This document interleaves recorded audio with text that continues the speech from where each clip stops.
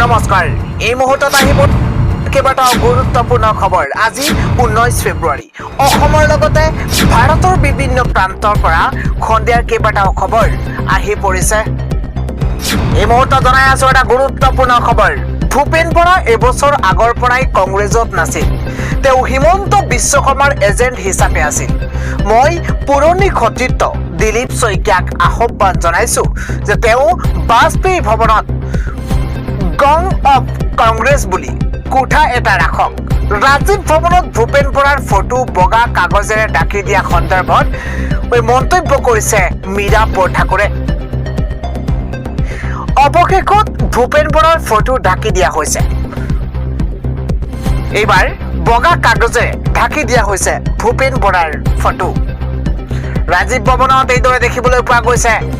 এইবাৰ কংগ্ৰেছৰ পৰা পদত্যাগ কৰাৰ পাছতে ভূপেন বৰাৰ ফটো এইদৰে আজি বগা কাগজেৰে ঢাকি দিয়া হৈছে। ইয়াৰ পৰৱৰ্তী ডাঙৰ খবৰ। এইবাৰ নিৰ্বাচনত নতুন কংগ্ৰেছ আৰু পুৰণি কংগ্ৰেছৰ মাজত যুঁজ হ'ব। ভূপেন বৰাৰ এইবাৰ ধুৰন্ধৰ মানুহ। ভূপেন বৰা ধুৰন্ধৰ মানুহ। এই মুহূৰ্তত বিগ পলিটিকেল ব্ৰেকিং নিউজ। এইবাৰ নিৰ্বাচনত নতুন কংগ্ৰেছ আৰু পুৰণি কংগ্ৰেছৰ মাজত যুঁজ হ'ব। ধুৰন্ধৰ মুখ বনাই আছিলে, কিন্তু বাস্তৱত ধুৰন্ধৰ ওলাল ভূপেন বৰা। ধুৰন্ধৰ মুখ বনাই আছিলে, কিন্তু বাস্তৱত ধুৰন্ধৰ হ'ল ভূপেন বৰা। এইবাৰ যুঁজ হ'ব নতুন কংগ্ৰেছ আৰু পুৰণা কংগ্ৰেছৰ মাজত। মহিলাক অপমানৰ আখ্যা পোৱা ভূপেন বৰা এদিনতে হিন্দু হ'ল। এদিনতে ভূপেন বৰাক হিন্দু সজালে মুখ্যমন্ত্ৰী হিমন্ত বিশ্ব শৰ্মাই এদিনতে ভূপেন বৰাক হিন্দু সজালে। হিন্দু নেতাৰ চাৰ্টিফিকেট বিতৰণৰ কাম এৰক মুখ্যমন্ত্ৰীয়ে। হিমন্ত বিশ্ব শৰ্মা অসমৰ জিন্না। বিজেপি দলৰ ভিতৰতেই এইবাৰ কোনো পুৰণি বিজেপি নাই। 15 বছৰে কংগ্ৰেছত কেলেংকাৰী কৰাসকল নিজক বচাবলৈ বিজেপিলৈ গৈছে। হিমন্ত বিশ্ব শৰ্মাই কংগ্ৰেছক লৈ বিজেপি চলাবলৈ বিচাৰিছে। বিজেপিৰ ভিতৰ চলাতে হিমন্ত বিশ্ব শৰ্মাক এই প্ৰশ্ন কৰিছে। মোৰ লগত হিন্দু ধৰ্মক লৈ ডিবেট কৰক, প্ৰত্যাহ্বান জনাইছো। বিজেপিক ক্ষুদ্ৰ সমালোচনা কৰা ভূপেন বৰাই বেলেগ দললৈ কিয় নগ'ল, এই প্ৰশ্ন উত্থাপন হৈছে। চাণক্যই কৈছিল আলোচনা, পইচা, লাঠি, বিভাজনৰ কথা। এই চাৰিটাৰ দুটা ভূপেন বৰাৰ ওপৰত বিজেপিয়ে ব্যৱহাৰ কৰিছিল। চাণক্যই কৈছিল আলোচনা, পইচা, লাঠি, বিভাজনৰ কথা, কিন্তু তাৰ চাৰিটাৰ দুটা ভূপেন বৰাৰ ওপৰত বিজেপিয়ে ব্যৱহাৰ কৰিছিল। দুইজন ভাই ককায়েক একেলগ হৈছে, ভালদৰে থাকক। ভূপেন বৰাৰ বিৰুদ্ধে এইদৰে সৰব হৈ পৰিছে APCCৰ প্ৰাক্তন সভাপতি গৌৰৱ গগৈ। সন্ধিয়াৰ পৰৱৰ্তী আন এটা গুৰুত্বপূৰ্ণ খবৰ। এইবাৰ অখিল গগৈ পুনৰ 5 বছৰলৈ জিকি আহক। অখিল গগৈক প্ৰশংসা কৰি শুভেচ্ছা এইবাৰ হিমন্ত বিশ্ব শৰ্মাৰ। এই মুহূৰ্তত বিগ পলিটিকেল ব্ৰেকিং নিউজ জনোৱাৰ চেষ্টা কৰিছো, কিয়নো অখিল গগৈৰ প্ৰশংসাত এইবাৰ পঞ্চমুখ হৈ পৰিছে ৰাজ্যৰ মুখ্যমন্ত্ৰী হিমন্ত বিশ্ব শৰ্মা। যোৱা 5টা বছৰৰ অখিল গগৈৰ কৰ্মৰাজিক প্ৰশংসা। ৰাজনীতিবিদ হিচাপে আৰু অধিক পৰিপক্ক হ'ব লাগিব অখিল গগৈ। ৰাজনীতিবিদ হিচাপে আৰু অধিক পৰিপক্ক হ'ব লাগিব অখিল গগৈ। পৰিপক্কতাৰ কিছু অভাৱ অখিল গগৈৰ। পৰিপক্কতাৰ কিছু অভাৱ আছে। মই মোৰ মনৰ কথা কৈছো অখিল গগৈ। অখিল গগৈৰ দৰে মানুহৰ প্ৰয়োজন আছে আমাৰ। সফল বিৰোধী বিধায়ক হোৱাটো দৰকাৰ। অখিল গগৈ পুনৰ জিকি আহক। অখিল গগৈলৈ মোৰ শুভেচ্ছা আছে। অখিলৰ জ্যেষ্ঠ হিচাপে পৰিপক্কতাৰ অভাৱ অনুভৱ কৰোঁ। বহুদিনৰ বাবে ৰাজনীতি কৰিব পাৰিব অখিল গগৈয়ে।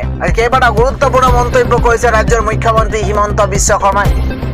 প্ৰমোদ গগৈ, গৌৰী শংকৰ ভট্টাচাৰ্যৰ উদাহৰণ লওক অখিল গগৈয়ে। তেওঁলোকৰ পৰা বহুখিনি আমি শিকিবলগীয়া আছে। তেওঁলোকৰ দৰে বিৰোধী বিধায়ক হোৱাটো দৰকাৰ। তেওঁলোকৰ কথাত মুখ্যমন্ত্ৰীও উঠিবলৈ বাধ্য হৈছিল। বিধানসভাৰ অন্তিম অধিৱেশনত এই মন্তব্য কৰিছে ৰাজ্যৰ মুখ্যমন্ত্ৰী হিমন্ত বিশ্ব শৰ্মাই। আন এটা খবৰ হৈছে ডিঙিত গামোচা লৈ আজি গুৱাহাটীত উপস্থিত হৈছে প্ৰিয়ংকা গান্ধী। এটা বিগ ব্ৰেকিং মুহূৰ্তত জনোৱাৰ চেষ্টা কৰিছো। ডিঙিত গামোচা লৈ গুৱাহাটীত উপস্থিত হৈছে প্ৰিয়ংকা গান্ধী। বিমান বন্দৰত উষ্ম আদৰণি দেখিবলৈ পোৱা গৈছে এইদৰে আজি প্ৰিয়ংকা গান্ধীক। বিমান বন্দৰৰ পৰা পোনে পোনে মা কামাখ্যা দৰ্শন, মা কামাখ্যা মন্দিৰত প্ৰিয়ংকা গান্ধী উপস্থিত হৈছে। কামাখ্যা মন্দিৰত সেৱা জনালে প্ৰিয়ংকা গান্ধীয়ে। এটা গুৰুত্বপূৰ্ণ খবৰ, দুদিনীয়া কাৰ্যসূচীৰ অসমত উপস্থিত প্ৰিয়ংকা গান্ধী। ৰাজীৱ ভৱনত হাই ভোল্টেজ বৈঠকত মিলিত হ'ব প্ৰিয়ংকা গান্ধী। ডিঙিত গামোচা লৈ আজি গুৱাহাটীৰ বিমান বন্দৰত উষ্ম আদৰণি জনাইছে প্ৰিয়ংকা গান্ধীক। আজিৰ সন্ধিয়াৰ পৰৱৰ্তী ডাঙৰ খবৰ, ভূপেন বৰা হৈছে দাঁত নথকা বুঢ়া সিংহ। এই মন্তব্য কৰিছে এইবাৰ কংগ্ৰেছ নেত্ৰী মীৰা বৰঠাকুৰে। এই মুহূৰ্তৰ ডাঙৰ খবৰ, ভূপেন বৰা হৈছে দাঁত নথকা বুঢ়া সিংহ। ডোৰা সাপৰ নিচিনা ফুচফুচাই থাকে ভূপেন বৰাই, এইদৰে কটাক্ষ কৰিছে মীৰা বৰঠাকুৰে। কেৱল সিমানেই নহয়, মীৰা বৰঠাকুৰে কৈছে যে ডোৰা সাপৰ নিচিনা ফুচফুচাই থাকে বৰাই। মেৰুদণ্ড নথকা টকা দেখিলে ৰব নোৱাৰে ভূপেন বৰাই। ভূপেন বৰা কংগ্ৰেছত থাকোঁতে APCC HBS হৈ আছিল। ভূপেন বৰাই APCC R বুলি কোৱাক লৈ প্ৰতিক্ৰিয়া প্ৰকাশ কৰিছে মীৰা বৰঠাকুৰে। ভূপেন বৰাক পুনৰ আক্ৰমণ এইবাৰ কংগ্ৰেছ নেত্ৰী মীৰা বৰঠাকুৰৰ। আন এটা খবৰ হৈছে নিশা ভয়ংকৰ ডকাইতি কাণ্ড সংঘটিত হৈছে। নিশা ভয়ংকৰ কাণ্ড, এইবাৰ গৰাকীক আক্ৰমণ কৰি লুটিছে ঘৰৰ সকলো আৰু তাৰ পিছত সৰ্বহাৰা হৈ এতিয়া কান্দোনত ভাগি পৰিছে গৰাকী। এই মুহূৰ্তত ডাঙৰ খবৰ, লামডিঙৰ উত্তম ভট্টাচাৰ্য নামৰ এগৰাকী ব্যক্তিৰ ঘৰৰ ঘটনা। বাসগৃহত প্ৰৱেশ কৰি পুত্ৰ উজ্জ্বল ভট্টাচাৰ্যক আক্ৰমণ কৰিছে। নিশাই ঘটনাস্থলীত উপস্থিত হৈছে লামডিং আৰক্ষী। আঘাতপ্ৰাপ্ত যুৱকজনক লামডিং চিকিৎসালয়ত ভৰ্তি কৰোৱা হৈছে। এটা ব্ৰেকিং নিউজ, আঘাতপ্ৰাপ্ত যুৱকজনক লামডিং চিকিৎসালয়ত ভৰ্তি কৰোৱা হৈছে। এই ঘটনাত সমগ্ৰ অঞ্চলত সৃষ্টি হৈছে ব্যাপক চাঞ্চল্যৰ। পৰৱৰ্তী খবৰটো হৈছে জুবিনবিহীন আজি 5 মাহ সম্পূৰ্ণ হৈছে আজি জুবিনবিহীন। প্ৰাণৰ শিল্পীগৰাকীক আজিও মনত আছে সকলোৰে অন্তৰত জুই আজিও জ্বলি আছে। প্ৰাণৰ শিল্পীগৰাকীক হেৰুৱাই এতিয়া কান্দোনত ভাগি পৰিছে একাংশ।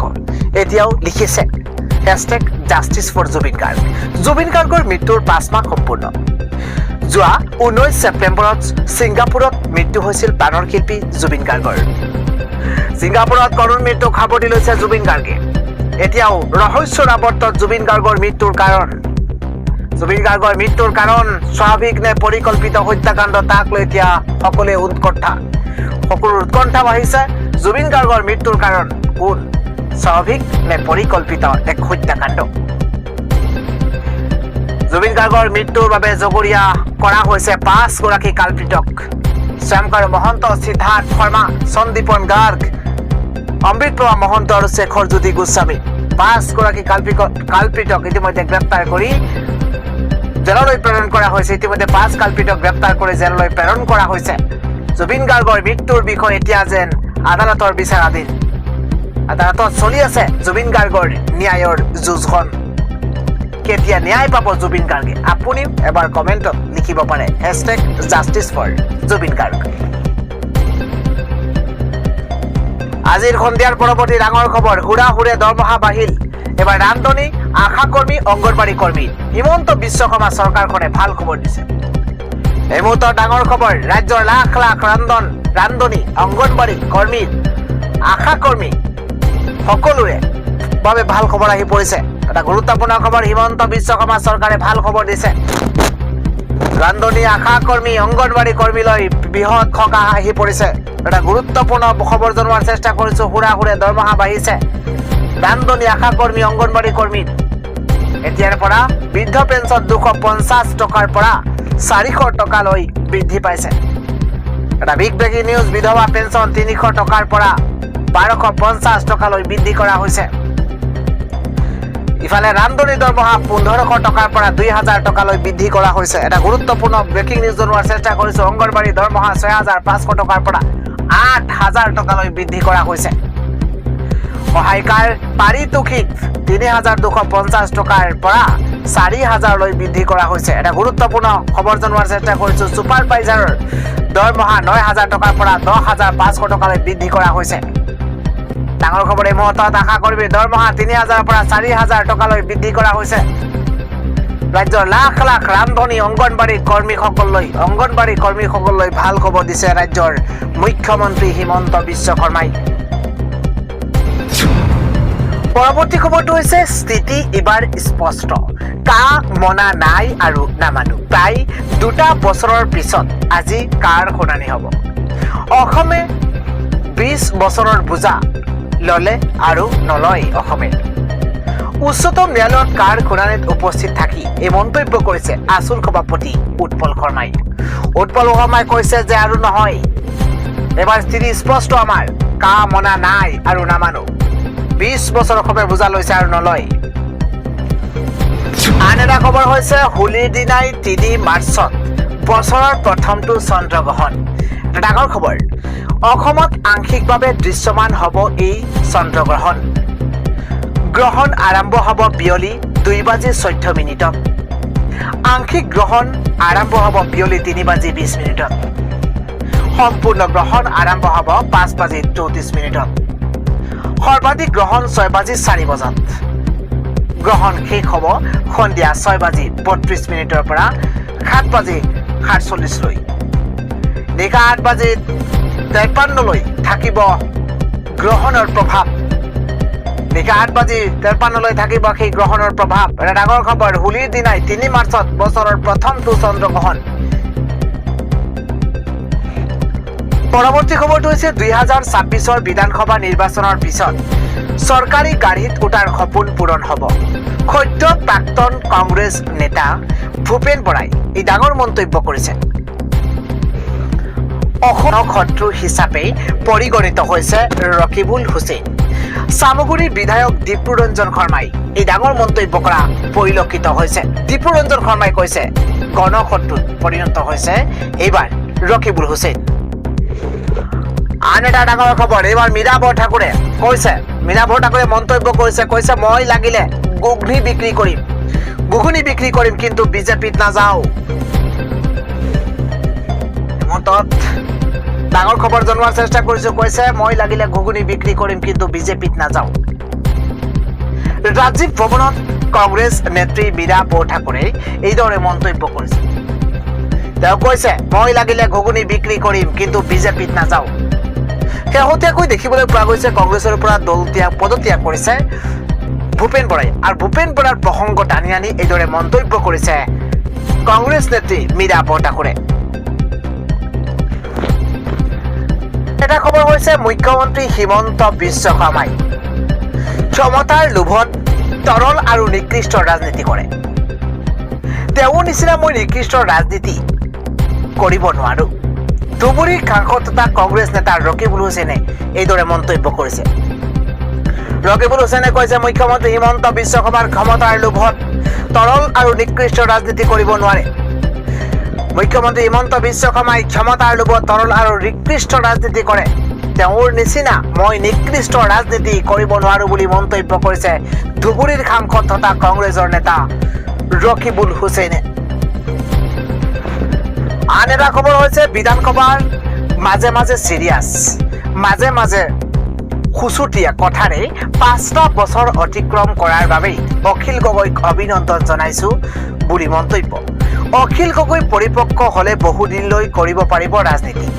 আগন্তুক 5টা বছৰতো 5 বছৰৰ বাবে জিকি আহি পৰিপক্কতা দেখুৱাক অখিল গগৈয়ে। সদনত এই মন্তব্য মুখ্যমন্ত্ৰী হিমন্ত বিশ্ব শৰ্মাৰ। পৰৱৰ্তী খবৰটো হৈছে কংগ্ৰেছ বিজেপিৰ হৈছে এ টিম। ভূপেন বৰা আছিল বিজেপিৰ আটাইতকৈ ডাঙৰ এজেণ্ট। পুনৰ কংগ্ৰেছ আৰু ভূপেন বৰাৰ বিৰুদ্ধে খোজচাৰ হৈ পৰিছে AIUDF প্ৰধান বদৰুদ্দিন আজমলে। বদৰুদ্দিন আজমলে কৈছে যে কংগ্ৰেছ বিজেপিৰ হৈছে এ টিম। ভূপেন বৰা আছিল বিজেপিৰ আটাইতকৈ ডাঙৰ এজেণ্ট। পুনৰ কংগ্ৰেছ আৰু ভূপেন বৰাৰ বিৰুদ্ধে খোজচাৰ হৈ পৰিছে AIUDF প্ৰধান বদৰুদ্দিন আজমল। আন এটা খবৰ হৈছে মিয়া অবিহনে আধৰুৱা নেকি মুখ্যমন্ত্ৰী তথা বিজেপি চৰকাৰ। এই মুহূৰ্তৰ ডাঙৰ খবৰ, মিয়াক যিমান পাৰি সিমান কষ্ট দিম বুলি কয় মুখ্যমন্ত্ৰীয়ে।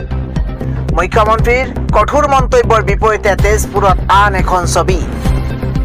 মিয়া নোহোৱাকৈ কাম নহয় মুখ্যমন্ত্ৰী হিমন্ত বিশ্ব শৰ্মাৰ। মিয়া অবিহনে যেন বিশাল জনসভাও অনুষ্ঠিত কৰিব নোৱাৰে চৰকাৰে। বিশাল মণ্ডপ নিৰ্মাণৰ পৰা সাউণ্ড ছিষ্টেমলৈ সকলোতে থাকে মিয়া। তেজপুৰৰ গড়দৌলৰ সমীপৰ পথাৰৰ দৃশ্যই যেন প্ৰমাণ কৰিছে এই কথা। আমি বনাইছো মঞ্চ, এই মঞ্চত উঠি আমাকেই গালি পাৰিব। মিয়াই ক্ষোভ উজাৰিছে, এইখন মঞ্চ আমি বনাইছো আৰু আমাৰ মঞ্চত উঠি এই মঞ্চত উঠি আমাকেই গালি পাৰিব। মিয়াই ক্ষোভ উজাৰিছে। উজনিৰ প্ৰায়বোৰ ঠাইতে আমি মিয়াসকলে মুখ্যমন্ত্ৰীৰ মঞ্চ বনাওঁ। মিয়া অবিহনে আধৰুৱা নেকি মুখ্যমন্ত্ৰী তথা বিজেপি চৰকাৰ, তাক লৈ এতিয়া প্ৰশ্ন উত্থাপন হৈছে। মন্ত্ৰী জয়ন্ত বৰুৱাই আজি কয় যে সনাতন সংস্কৃতিক বিশ্বাস কৰা কোনোৱে কংগ্ৰেছত থাকিব নোৱাৰে। কংগ্ৰেছত সাধাৰণ ঘৰৰ ল'ৰা ছোৱালীয়ে ৰাজনীতি কৰিব নোৱাৰে।